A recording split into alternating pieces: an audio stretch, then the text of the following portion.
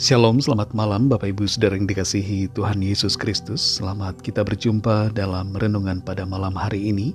Saya berdoa dan berharap saudara semua ada dalam keadaan yang baik, sehat, penuh sukacita, dan selalu berlimpah berkat Tuhan.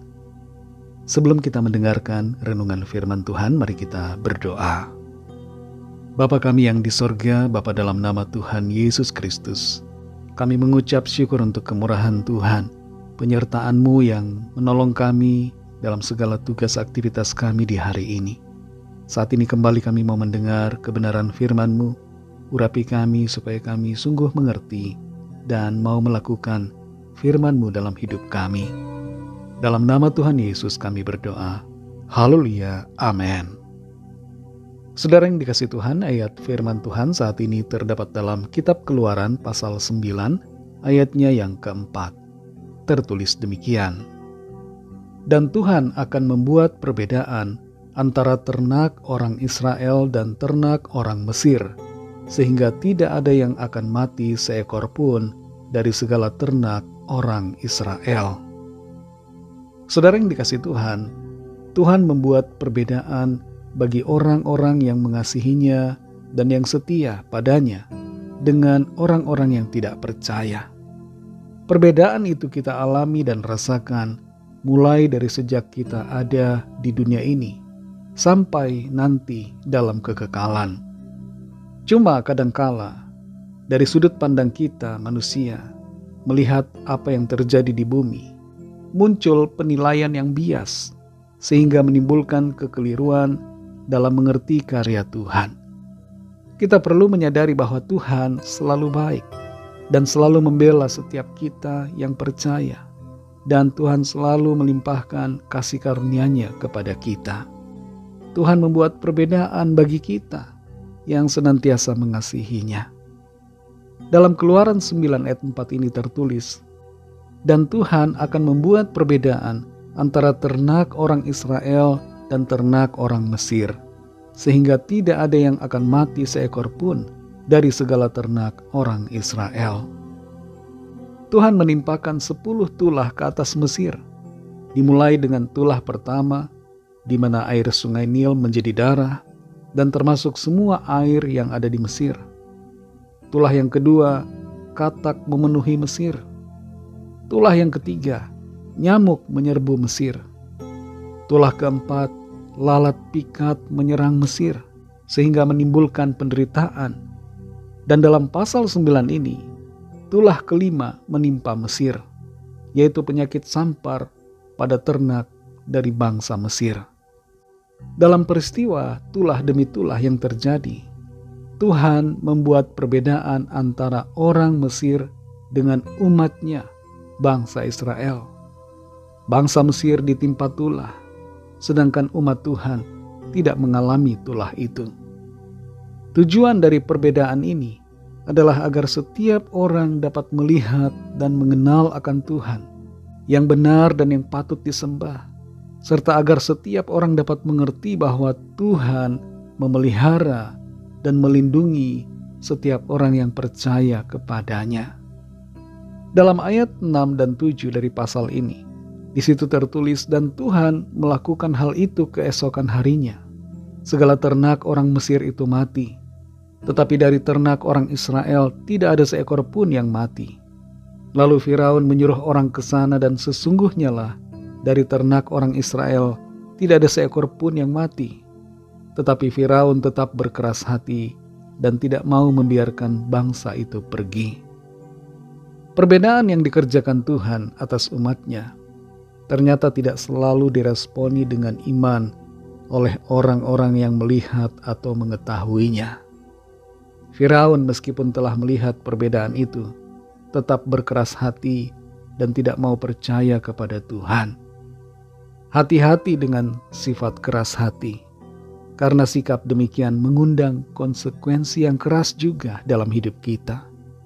Kita perlu melembutkan hati untuk percaya kepada Tuhan dan menerima teguran Tuhan dengan hati yang rela. Saudara yang dikasihi Tuhan, firman Tuhan berbicara kepada kita untuk percaya kepada Allah Pencipta yang telah menyatakan dirinya melalui bangsa Israel. Dialah Allah yang telah menyatakan dirinya sebagai manusia, yaitu Tuhan Yesus Kristus. Dan sebagai orang-orang percaya, kita perlu dan harus beribadah kepada Tuhan, sebab Dia layak dipuji, layak disembah. Dia adalah Tuhan atas kita dan pemilik kehidupan kita.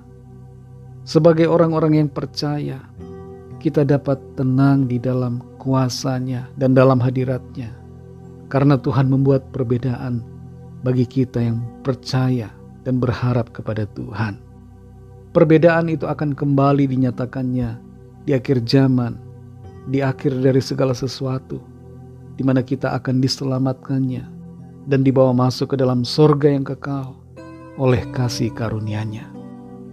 Mari saudara yang dikasih Tuhan, tetap setia, tetap percaya kepada Tuhan, dan jangan berkeras hati, supaya kita tidak mengalami penghukuman dan konsekuensi dari Tuhan.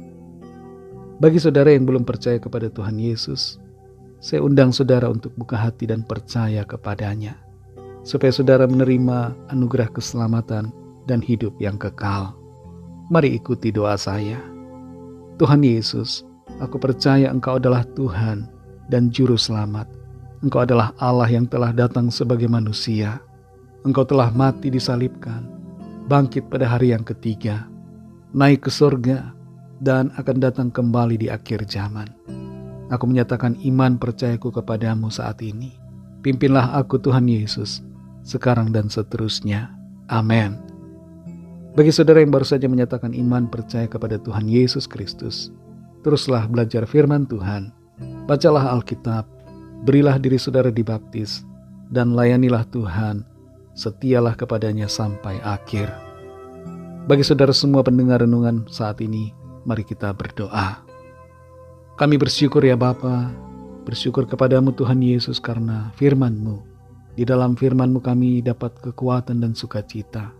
Ada janji yang Tuhan berikan, bahwa Tuhan akan membuat perbedaan bagi kami yang percaya dengan orang-orang yang tidak percaya. Terima kasih untuk pembelaan Tuhan dan kasih karunia-Mu atas setiap kami. Kami bersyukur untuk anugerah-Mu, untuk pembelaan Tuhan yang Tuhan kerjakan. Berkati kami Tuhan di sepanjang malam ini, dalam istirahat kami. Lindungi dan sertai kami dengan kasih dan kuasa-Mu. Kami serahkan setiap pergumulan kami masing-masing.